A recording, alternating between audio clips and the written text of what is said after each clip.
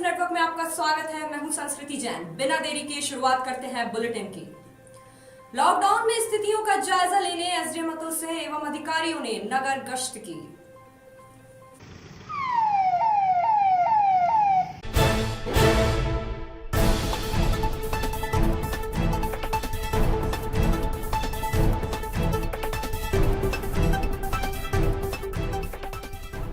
आज एसडीएम साहब, तहसीलदार साहब, थाना प्रभारी और सीएसपी मैडम के साथ में जो मुस्लिम एरिया है वहाँ पे हम लोगों ने भ्रमण किया है, पैदल भी भ्रमण किया है और गाड़ियों में भी भ्रमण किया हुआ है।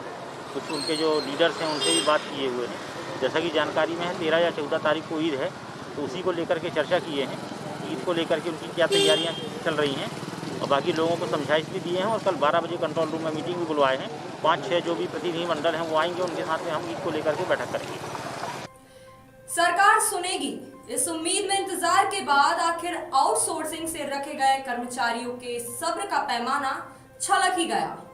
राज्यव्यापी काम बंद हड़ताल को असंगठित कामगार कांग्रेस का समर्थन भी हासिल हो चुका है। मुद्दा ये है कि रेगुलर कर्मचारियों की तुलना में बेहद कम वेतन पर काम करने वाले इन कर्मचारियों को आखिर कब तक यूं ही काम चलाओ जिंदगी बसर करनी होगी।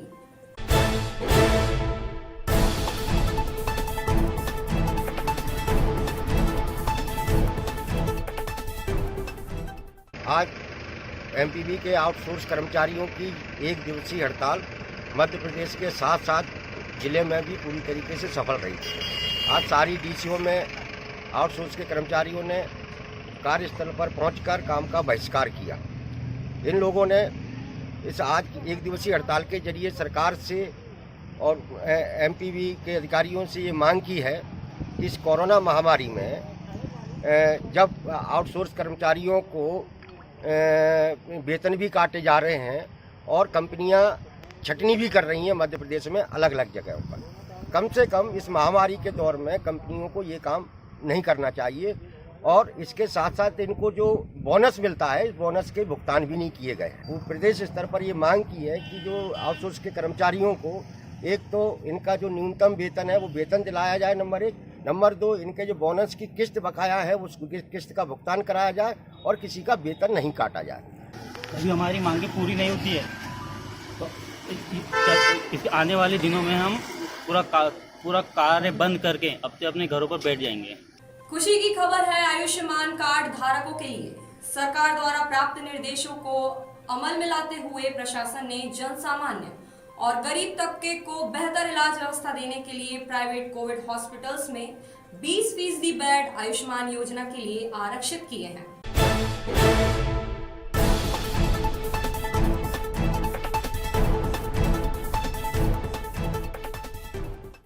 मध्य प्रदेश शासन से 6 मई को निर्देश जारी किए गए हैं कि जिला चिकित्सालय, शासकीय चिकित्सालयों और मेडिकल कॉलेज के अलावा जो निजी चिकित्सालय कोविड के रूप में काम कर रहे हैं उसमें जो उनके पास उपलब्ध कुछ कुल बेड हैं उसका 20% आयुष्मान कार्डधारी परिवारों के लिए उनके इलाज के लिए आरक्षित होगा। इसी के संबंध में एक बैठक 2 दिन पहले भी मेरे द्वारा ली गई थी सभी निजी चिकित्सालयों के संबंध में। उसमें सीएमएचओ और स्वास्थ्य विभाग का अमला भी शामिल था और वो प्रक्रिया प्रारंभ की गई थी। आज कलेक्टर महोदय द्वारा जिला कार्यालय के सभागार में उनकी बैठक आयोजित की गई, जिसमें उक्त निजी चिकित्सालयों के सारे प्रबंधक उपस्थित थे। जो शासन ने हर प्राइवेट चिकित्सालय में एक नोडल अधिकारी नियुक्त किया, वो नोडल अधिकारी थे, मुख्य कार्यपालन अधिकारी जिला पंचायत थे, मैं था, सीएमएचओ थे। ये निर्देश दिए गए हैं कि 20% बेड आयुष्मान कार्डधारी परिवारों के इलाज के लिए आरक्षित किए जाएँ। वो आरक्षित कर लिए गए हैं। 6 हॉस्पिटल यहाँ के चिन्हित किए गए हैं। उसमें Arogya hospital, Anand hospital, life care, Balaji hospital, Sonare hospital और बिंद्रा हॉस्पिटल 6 निजी चिकित्सालय हैं जहां कुल उपलब्ध बेड के 20% बेड आयुष्मान कार्डधारियों के कोविड इलाज के लिए आरक्षित रहेंगे। उन सभी 6 चिकित्सालयों पे आयुष्मान कार्ड बनाने के लिए एक बीएलई भी नियुक्त किया गया है जो नियमित रूप से वहां बैठेगा। निजी चिकित्सालयों को शासन द्वारा निर्धारित दर पे ही उनका इलाज करना है और वो सीधे शासन से चिकित्सालय को भुगतान होगी। उन मरीज के परिजनों को या मरीज को किसी भी प्रकार का कोई भुगतान नहीं करना पड़ेगा। कलेक्टर सौरभ सुमन ने शहर के 6 प्राइवेट कोविड हॉस्पिटल्स के संचालकों की मीटिंग रखकर जरूरी दिशा निर्देश प्रदान किए।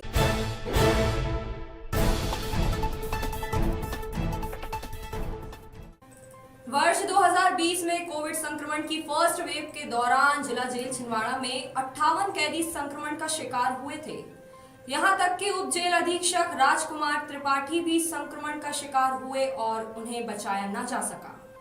इस बार हम जिला जेल में संक्रमण और उपचार व्यवस्थाओं का जायजा लेने पहुंचे तो जिला जेल अधीक्षक यजुर्वेद वाघमारे द्वारा किए गए इंतजाम सचमुच काबिले तारीफ थे।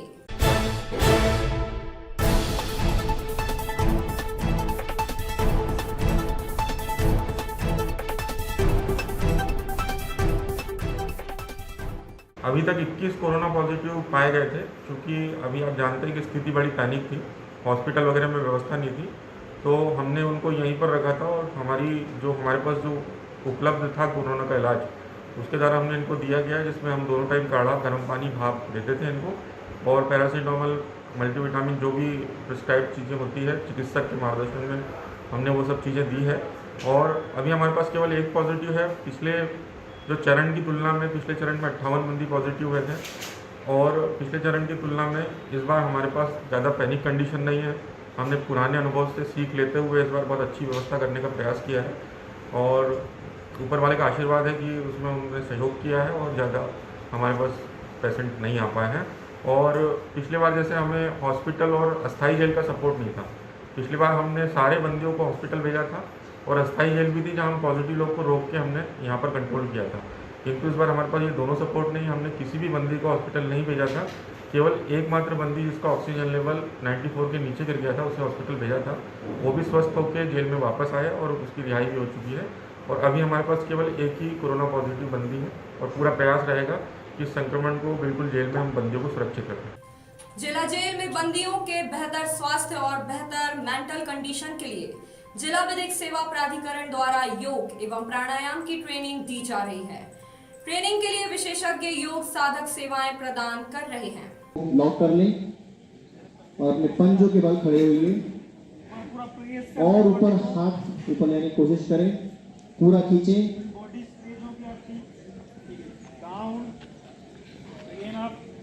धीरे से नीचे हुए, फिर से खड़े हुए,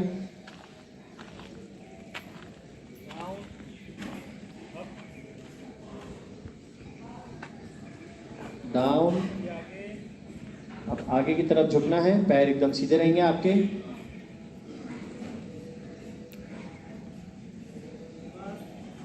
ऊपर, पीछे की तरफ। यहाँ पर एक योग शिविर आयोजित किया गया है जो कि विधिक सेवा समिति जो होती है उसके माध्यम से किया गया है और इसमें कनेक्टिविटी हाई कोर्ट से भी थी। हाई कोर्ट विधिक सहायता समिति के माध्यम से भी इसकी कनेक्टिविटी थी। इसका उद्देश्य था कि बंदी को अपने स्वास्थ्य के प्रति जागरूक करना है और योगा के जो महत्व है उसको समझाते हुए उनके प्रतिदिन के जीवन में योग को इन्वॉल्व करना था और इस संक्रमण की स्थिति में कैसे वो योग से और अपनी मानसिक चेतना को बढ़ा के कैसे स्वस्थ रहेंगे, कैसे तनाव मुक्त रहेंगे, इस उद्देश्य के साथ योग प्रशिक्षण कार्यक्रम को किया गया था। और ये 7 दिवसीय एक कार्यक्रम है जिसके आज 3 दिवस हो चुके हैं। योगा करते हैं, शिविर लगाया गया था और योग करने से हमें थोड़ी फुर्ती टाइप आती है और महसूस अच्छा होता है। अमरवाड़ा क्षेत्र में बेमौसम बारिश ने फिर एक बार किसानों पर कहर बरपाया। क्षेत्र में कई गेहूं विपणन केंद्रों में रखा गेहूं पूरी तरह गीला हुआ और सबसे ज्यादा बर्बादी घोगरी स्थित सोसाइटी में हुई, जहां ऊपर टारपोलिन से ढके गेहूं के ढेर नीचे पानी के तेज बहाव में ऐसे बहे कि टारपोलिन ही रह गई, गेहूं बह गया। बारिश इतनी तेज थी कि घबराए हड़बड़ाए किसानों को कुछ ना सूझ सका और साल भर की मेहनत पानी में बह गई।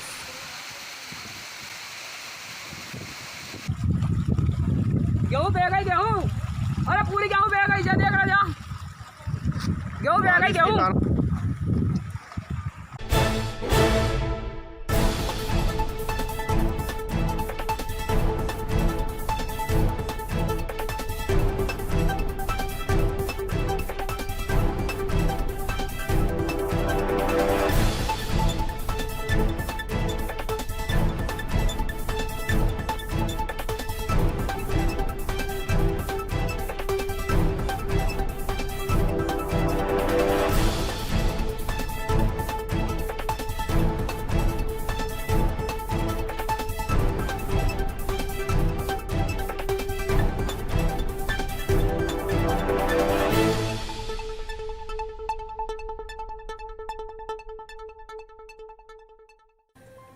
लॉकडाउन कोरोना से भी ज्यादा कहर ढा रहा है उन पर जो मेहनत से कमाकर मजदूरी या वेतन पर निर्भर है।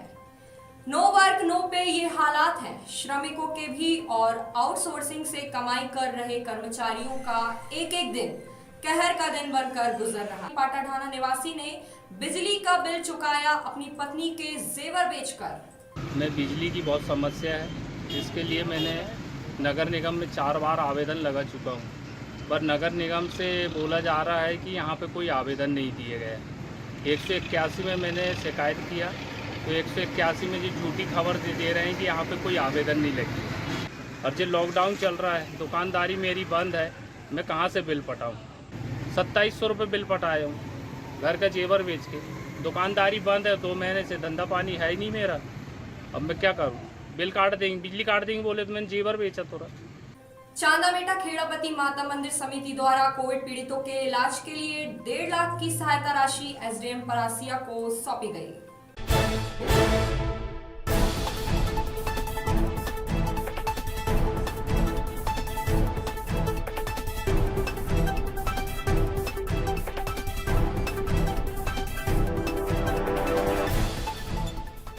माँ खेड़ापति मंदिर भंडारिया चांदामेटा परासिया की ओर से सभी समिति के सदस्य यहाँ पर उपस्थित हुए हैं और सभी की ओर से ये निर्णय लिया गया था कि जिस तरीके से कोरोना महामारी चल रही है और संक्रमित हो रहे हैं हमारे क्षेत्र में बहुत ज़्यादा लोग संक्रमित हुए हैं, उसी को ध्यान में रखते हुए 1,51,000 रुपये की राशि माननीय एसडीएम साहब को हस्तांतरित किया रोगी कल्याण समिति के माध्यम से कि जब भी कोई ज़रूरत पड़े, कोई काम पड़े तो इस राशि का उपयोग कर लें। तो माँ खेड़ापति मंदिर समिति की ओर से 1,51,000 रुपये की राशि दी है और हम लोग और भी आगे कोशिश कर रहे हैं कि ऐसी जितनी भी संस्था हैं ज़्यादा से ज़्यादा रोगी कल्याण समिति को मदद करें। आरएसएस की सेवा भारती इकाई द्वारा संकट मोचन सरस्वती शिशु मंदिर में पोस्ट कोविड केयर सेंटर प्रारंभ किया है। सेवा भावना से प्रारंभ किए गए इस केंद्र में स्वयं सेवकों द्वारा निःशुल्क सेवा प्रदान की जा रही है।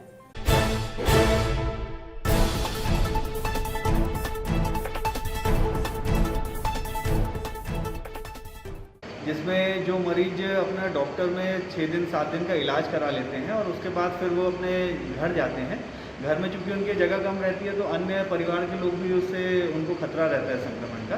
तो ऐसे मरीज डिस्चार्ज लेने के बाद यहाँ आकर रह सकते हैं। आइसोलेशन की यहाँ पर सुविधा है, 7 दिन 8 दिन यहाँ पर वो रह सकते हैं। कोई व्यक्ति जिन्हें यहाँ आना हो अस्पताल से या अस्पताल से अपने घर जाना हो तो उसके लिए भी वह सेवा भारती से संपर्क कर सकते हैं। उसके लिए हमारा हेल्पलाइन नंबर भी जारी हुआ है। छुट्टी हुई उसके बाद मुझे होम क्वारंटाइन के लिए बोला गया कि आप 7 से 15 दिन घर में या जहाँ सुविधा वहाँ क्वारंटाइन हो सकते हो, परंतु मैं अपने घर में क्वारंटाइन नहीं हो सक रहा था।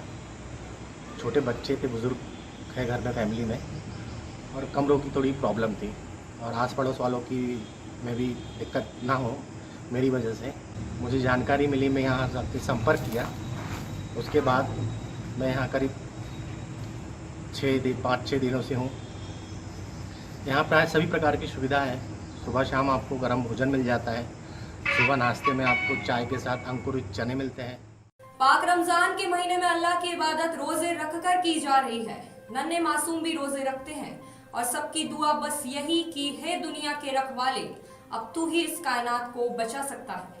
ऊपर वाला हम सबकी दुआ कबूल करे।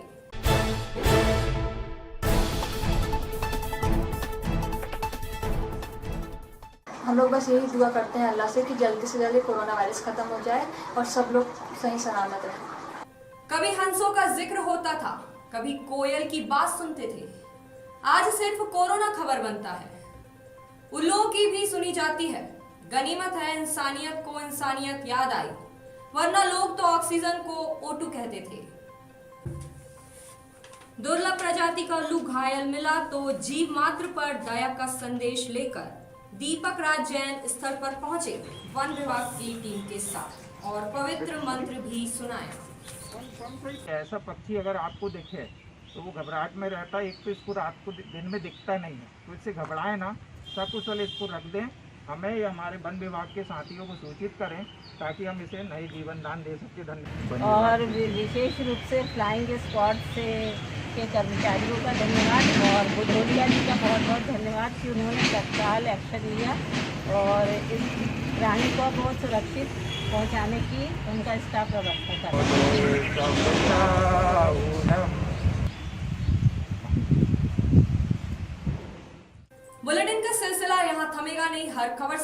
करेंगे आपको अपडेट। तब तक के लिए दीजिए हमें इजाजत। नमस्कार।